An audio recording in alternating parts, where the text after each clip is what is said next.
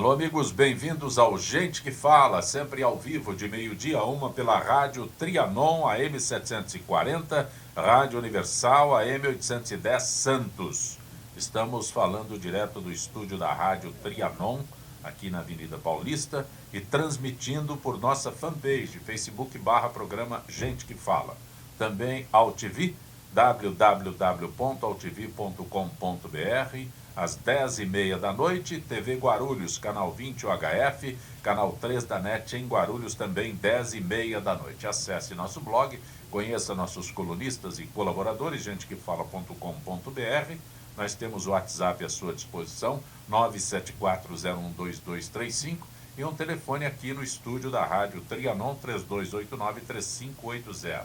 E como toda quinta-feira, é gente do MPD que fala, nossa parceria Gente que Fala, movimento do Ministério Público Democrático, representando o Ministério Público Democrático, doutora Irene Moreno. Doutora Irene, prazer tê-la aqui. Prazer, Sancopé, prazer, ouvintes, estar aqui novamente no seu programa. A senhora é primeira tesoureira do MPD? É isso? Eu sou tesoureira do... Tesoureira, eu não sei porque tem o primeiro aqui. Pois é, porque tem mais tesoureiros. Tem mais tesoureiros. Mas olha, é muito bom que essa parceria Gente que Fala, MPD, aconteça, porque a gente consegue esclarecer, trazer mais detalhes àqueles que nos acompanham todos os dias. É um prazer para o Ministério Público Democrático também ter essa oportunidade de conversar com as pessoas que ouvem a Rádio Trianon.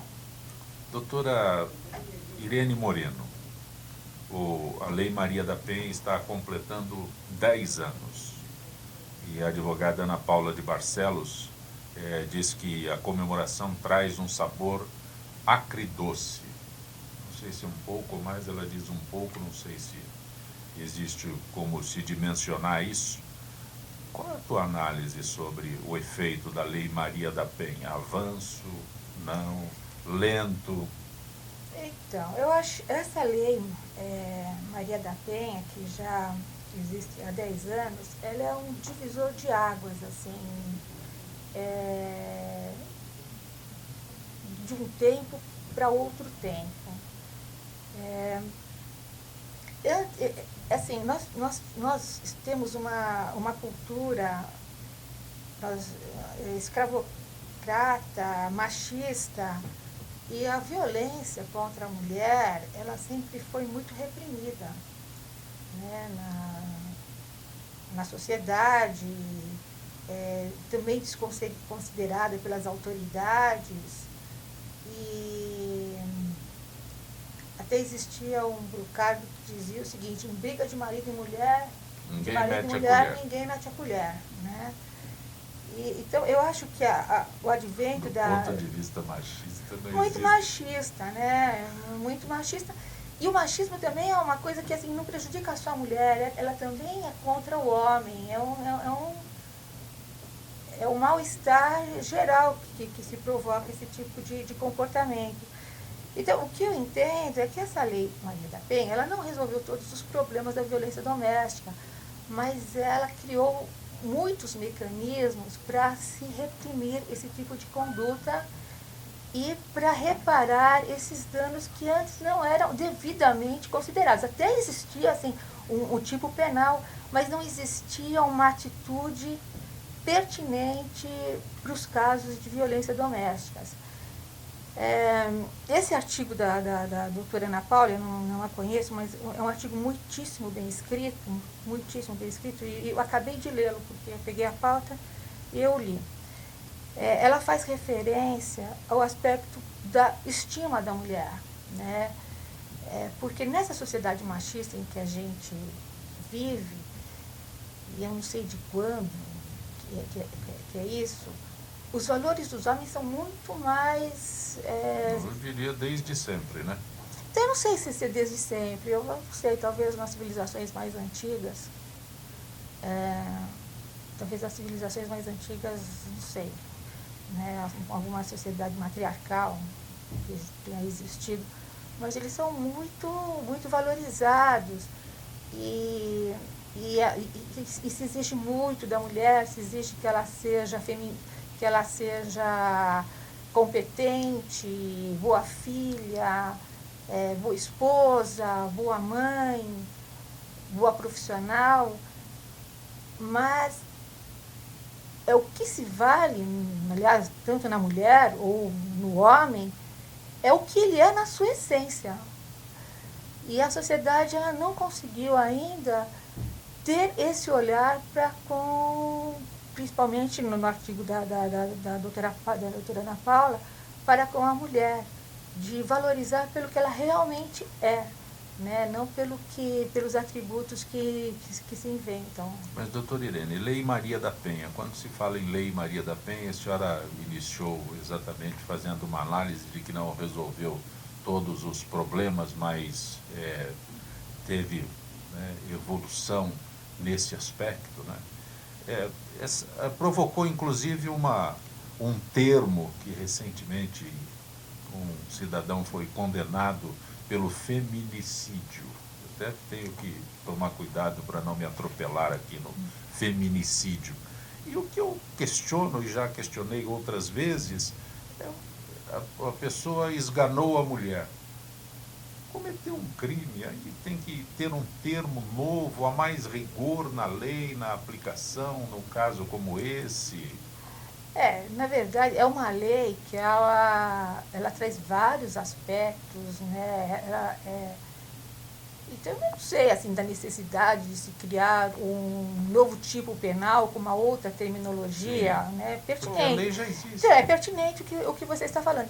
Mas o que ela tem de bacana é que, por exemplo, eu vou te dar um exemplo. Eu sei que em Votorantim, uma promotora de justiça, ela fez um pacto com o poder público para garantir o transporte público gratuito para as mulheres que sofrerem violência doméstica. E outros, assim, abrigos, delegacias de polícia especializada, órgãos especializados. Nós temos o Índice de Segurança da Criança, criado pelo Instituto Igarapé. O índice serve para avaliar como situações de violência são percebidas. O índice serve para avaliar, como situações de violência são percebidas por crianças e jovens. Este é o objetivo. Indicador resultado de um conjunto de 35 perguntas aplicadas a crianças e adolescentes, buscando identificar os impactos emocionais e físicos da insegurança para ter melhor compreensão das dimensões do problema. Doutora Irene Moreno, doutor Paulo Ias, doutor Alexandre Cunha, juiz de direito, também chegando conosco aqui. Prazer tê-lo aqui, doutor Alexandre. Sempre um prazer, obrigado pelo convite. Mas o assunto é sobre o Índice de Segurança da Criança, criado pelo Instituto Igarapé para avaliar como as crianças veem as situações de violência. Doutor Irene, doutor Alexandre, doutor Paulo. Eu achei interessante essa pesquisa com crianças, porque o mundo infantil é um mundo muito diferente do mundo adulto, né? E nós vivemos assim numa situação de violência que tem impactado muito as crianças. Lá nos meus processos de família, não raras vezes eu vejo que tem muitas crianças que estão indo para o psicólogo, né? Fazendo terapia, crianças que já têm depressão, crianças que têm pânico. E eu acho que medir ter algum instrumento que se apure o quanto essa tensão social, essa tensão social que vivemos está, os malefícios que elas têm provocados nas crianças, eu acho bem interessante, né? Para se adotar as medidas que possam ajudar. Eu acho bem interessante. No âmbito do Poder Judiciário, inclusive, agora a gente está começando a ter audiência, né, de uma forma, a oitiva das crianças em crimes violentos, que envolvem abuso, de uma forma diferenciada. Então está começando a ter mais acesso, mais atenção a esse público, né? Que é uma das questões, né? Eu mesmo, quando fui juiz lá no interior, você tem menor vítima de abuso, como é que você vai ouvir essa criança? né? E a gente tem todas essas formalidades, colocar ela numa mesa, né, de tribunal para ser ouvida, enfim, agora começa-se a ter, né, então quem vai ouvir não é bem o juiz, vai ser uma psicóloga, como é que você vai trabalhar isso para que essas informações venham, né, da forma mais fidedigna possível, então é positivo. Roberto, eu vejo com absoluta tristeza e preocupação ao grau que nós estamos chegando às grandes cidades brasileiras.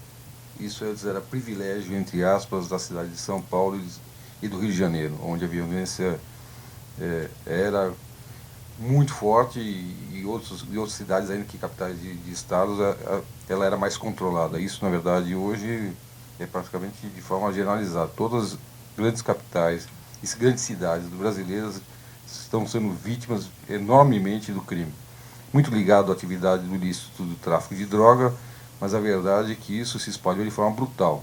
O que nos dá a percepção, e eu vou chegar nas crianças, de uma enorme insegurança. Hoje você não consegue se imaginar em nenhuma cidade brasileira que você está efetivamente seguro. E o que mais me preocupa é que a insegurança com relação aos crimes cometidos mediante violência. Isso é o mais assustador de toda essa história. Vivemos, de fato, um momento ímpar com relação a esse tema, em discordância absoluta a tudo que a gente possa imaginar com relação à melhoria do padrão de vida dos brasileiros. Vamos esquecer esse último período do governo, onde nós efetivamente afundamos uma enorme crise com o desemprego. Mas a verdade é que no histórico dos últimos 15, 20 anos, nós vimos uma crescente melhoria do padrão de vida dos brasileiros, que não refletia diretamente na diminuição do crime, o que destrói por absoluto a percepção de que a pobreza está diretamente ligada ao crime. Veja que loucura. E nessa histeria que vivemos na sociedade, uma violência absoluta, como transmitir isso de forma equilibrada para os nossos filhos e as crianças? Em que pontos equilibramos para não trazer a eles um problema emocional brutal, ou também não deixar eles tão insensíveis a esse tema a ponto de se tornarem vítimas da criminalidade? Em que medida ajustar isso? Eu vivo esse dilema em casa, eu tenho filhos novos. Em que ponto transmitir tanta preocupação, tanta neurose com a violência, a ponto de deixar eles temorizados de sair de casa, inclusive? Inevitável. Como equilibrar isso é algo terrível. Agora, é inevitável, a televisão fala todo dia da criminalidade, ainda que você tente tentar protegê-los de tanta informação ruim, a verdade é que eles têm essa percepção.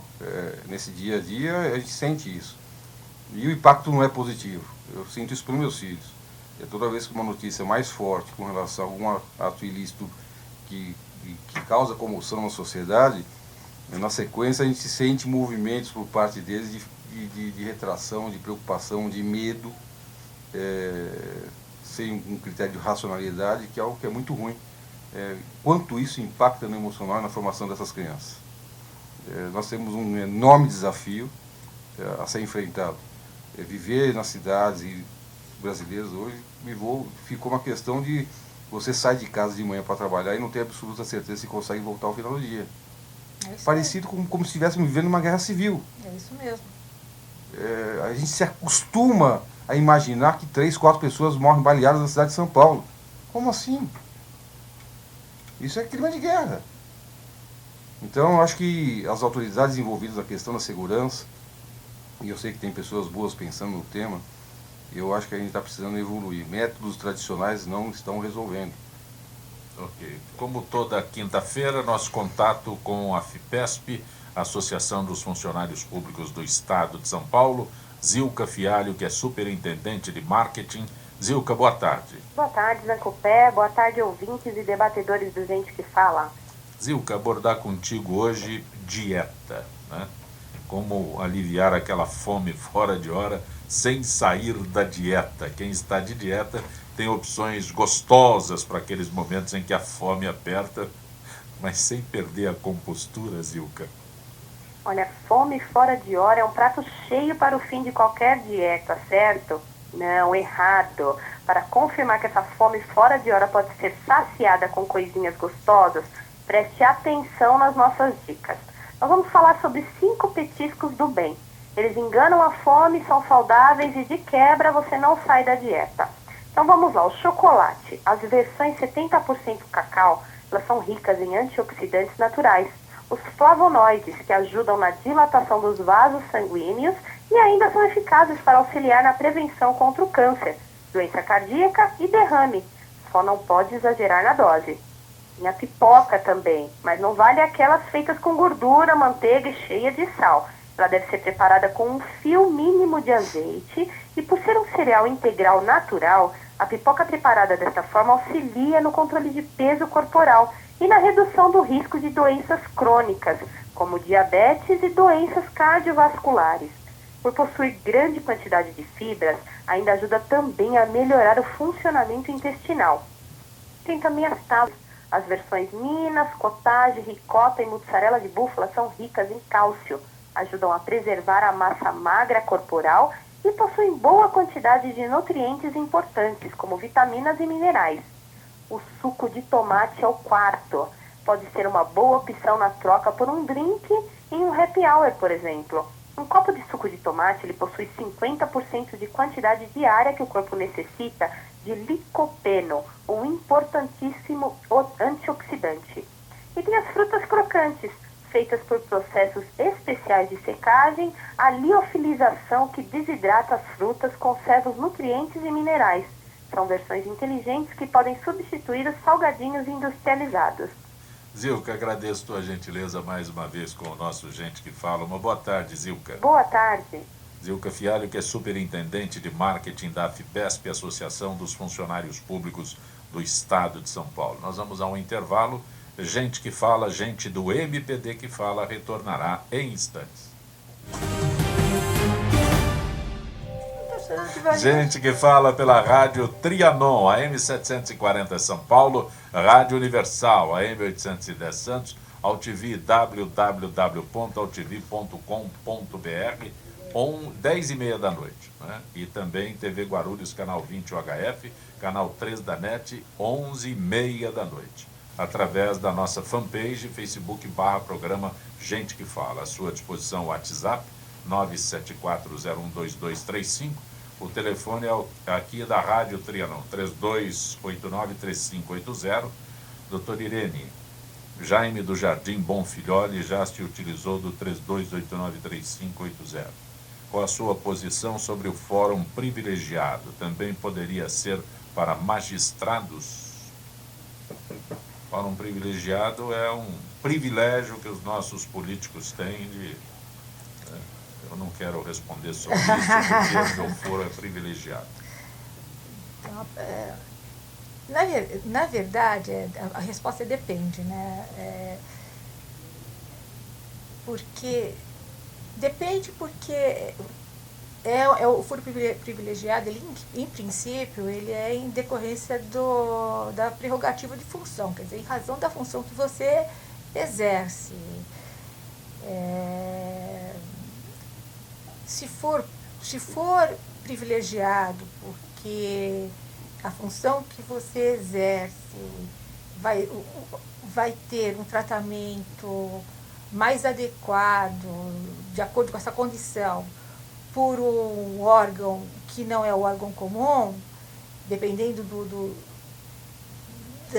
ilícito que a pessoa que tem esse foro incorrer, eu acho que aí é pertinente. Agora, não se pode ter abusos, né, desvios,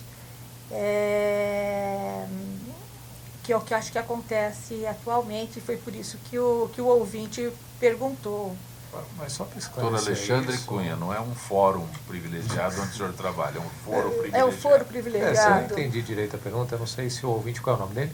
É o Jaime do Jardim Bonfilholi. Se era isso, o Jaime que o Jaime senhor, como juiz de direito, teria foro privilegiado? A gente tem foro privilegiado, que, enfim, é o nome que se dá, né, para que determinadas pessoas, né, em razão do cargo, respondam perante determinados órgãos específicos. Eu, por exemplo, se cometer um crime, respondo perante o Tribunal de Justiça.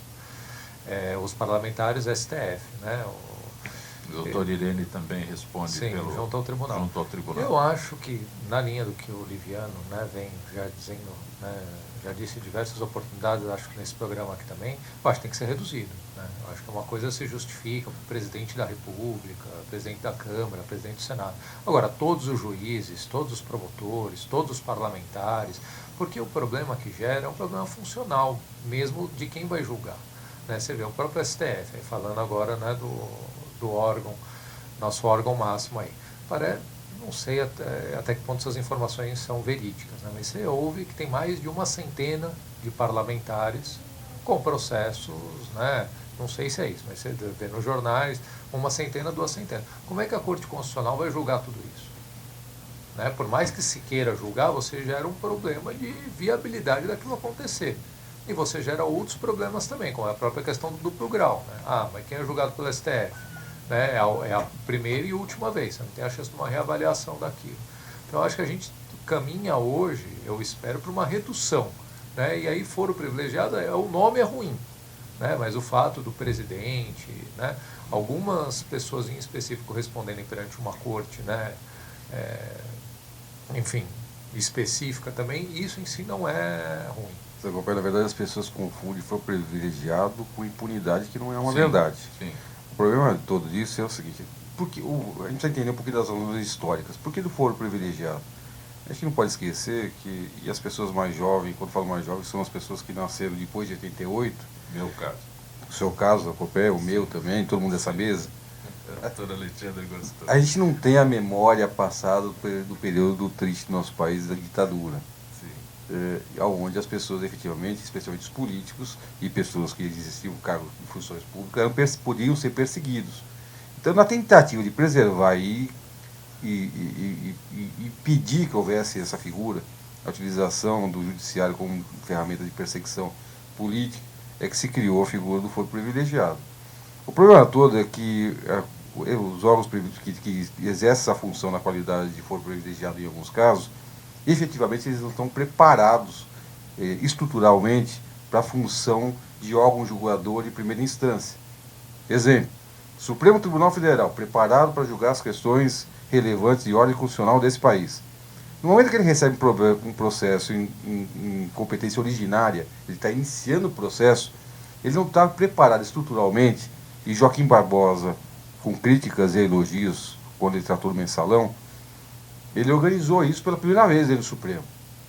Quando eu digo isso, é fazer o quê? Imagina o seguinte, o ministro do Supremo vai ter que realizar audiência de instrução, ouvindo partes, réus e testemunhas de defesa, num processo normal. Essa é a grande dificuldade. Então, o que acontece? Que normalmente esses processos demoram demais. O que fica a falsa impressão, e também, no fundo, uma certa verdade, porque os processos, por andarem muito devagar, acabam entrando no campo da prescrição, e aí aquela sensação, bom, não for privilegiado, eu nunca vou ser efetivamente julgado, condenado e cumprir a minha pena. Talvez, e aí para reflexão, imaginar que pessoas com foro privilegiado, na preocupação e na perspectiva de garantia do Estado Democrático de Direito, fossem julgadas sim por esses órgãos, mas numa estrutura física preparada para isso. Então, se existem 100 processos, 200 processos, com poucas pessoas preparadas para isso, os processos andariam muito rápidos, julgados, e aí sim a sensação, olha, eu estou no foro privilegiado, mas eu fui julgado, eventualmente condenado e respondi pelo crime cometido. Mas doutor Paulo Iaz, doutor Alexandre Cunha, doutora Irene Moreno, quando o doutor Liviano esteve participando recentemente do nosso Gente do MPD que Fala, dos questionamentos enviados é o que o doutor Paulo Iaz se referiu, né? A imunidade confunde-se com foro privilegiado. Então, cria-se uma confusão de impunidade, de imunidade e foro privilegiado. São coisas distintas. Né? Se eu são pudesse situações reformular... distintas. Sim. São situações distintas, é lógico que... Não, mas eu acho que a questão é essa. A ideia em si não é de todo estapafúrdia. Né? Eu acho que o presidente da República respondeu uma ação penal, né, em qualquer lugar do país. Porque se não houvesse um foro, qualquer um iria lá e processaria o presidente, porque ele não veio visitar a minha cidade durante o mandato dele. Então a ideia, né, em si não parece é de um todo absurdo, estapafúrdia. mas é possível. Agora, na prática, e isso é o que o profissional do direito tem que pensar, as coisas têm que ser funcionais. Né? Dá para você ter um sistema desse com 500 pessoas, e é mais, né? No STF, se você for contar todo mundo, ministro, é muita gente respondendo em primeiro, né? A primeira vez que vai responder para um processo criminal na corte. É inviável. Então você tem que repensar. Se é inviável, não tem como ficar do jeito que está. Poder fazer a reparação de uma forma mais rápida. Eu acho que todo esse mecanismo está sendo muito positivo. Posso fazer uma censura nesse tempo, até para a gente pensar? Pode. O primeiro réu dessa grande operação, que entrou em colaboração e a partir dele se estatou tudo que aconteceu até hoje, já está na terceira colaboração dele. Ele incidiu em um crime lá atrás, antes muito menos do Lava Jato. Entrou na colaboração, ganhou benefício, ganhou liberdade, ok. Banestado, contra CC5, estava ele de novo lá. Colaboração novamente. Quer dizer o seguinte, teve uma colaboração anteriormente e voltou a incidência do crime. Esse mesmo cidadão é novamente pego agora dessa vez na Lava Jato. E aí ele novamente o benefício da delação premiada. É isso que eu digo, talvez a gente precisa repensar esse modelo. O cidadão vai continuar fazendo crime o resto da vida e sempre que for pego ele entra para delação. Porque ele não se conteve da primeira vez que Escuta, foi acusado. ficou 3 vezes. Ele não se conteve. O negócio foi tão fácil que ele Então, e as reincidiu na situação, no crime. Que culturalmente... Posso dizer que ele reincidiu no crime? Sim. Ele continuou exatamente a mesma prática, porque as 3 vezes que ele foi pego, exatamente no mesmo crime. Então, mas aí, nesse caso, Paulo, aí é prisão mesmo. Né? Que a gente ainda tem, culturalmente, uma dificuldade muito grande de ver pessoas de terno e gravata, quando cometem crimes, irem para a cadeia. Né? E aí falar, mas a cadeia não reeduca. Sim, não é para reeducar. É para desestimular a pessoa à prática de crime. Cadeia é para punir, nesse caso não é aí para reeducar. que você está dizendo, é isso. Ó, 1 vez, 2 vezes, teria que passar uma temporada na cadeia. Ele até tá passando, né? Até ele reduzir o tempo dele, ele vai ficar uma temporadinha, mas eu acho que nessas situações a delação deveria ser colocada e mitigada de outra forma, senão fica muito fácil. Ó, o cara já coloca na cabeça dele. Eu vou para a prática do ilícito, se der zebra, eu vou para a delação. Resolvo minha vida. Dr. Paulo Iás, estamos chegando ao final desta edição de Gente do MPD que Fala. Agradeço a tua gentileza mais uma vez. Eu que agradeço, Zancopé, é sempre uma alegria estar aqui com vocês, com as pessoas sempre de ponta na mesa. Eu sempre digo para você, eu venho para cá sempre e saio com um novo aprendizado. Eu agradeço. Doutor Alexandre Cunha, que é juiz de direito, mais uma vez agradeço também a tua gentileza. Agradeço enormemente, Zancopé. Estou sempre à disposição. Doutora Irene Moreno, a senhora que é promotora de justiça, nosso Gente do MPD que Fala, é possível graças à colaboração de vocês que integram o movimento do Ministério Público Democrático. Eu também agradeço a você, Zancopé, ao Paulo e ao Alexandre por essa oportunidade de estar aqui conversando hoje. Gente que Fala tem a direção-geral do jornalista Fausto Camunha, diretora de produção Zenilda Salvato, redação Pedro Esquiavon, produção cultural Ricardo Godoy. Na rádio Trianon, Benebene, Cléo Rodrigues, Neildo Neres, Ricardo Valim. Na direção da TV Guarulhos, Fernando Mauro. Na direção da UTV, Alberto Luchetti. Na técnica, James Eduardo, Paulo Afonso, Iago Matsumoto. Estaremos de volta amanhã, meio-dia. Gratos, até lá.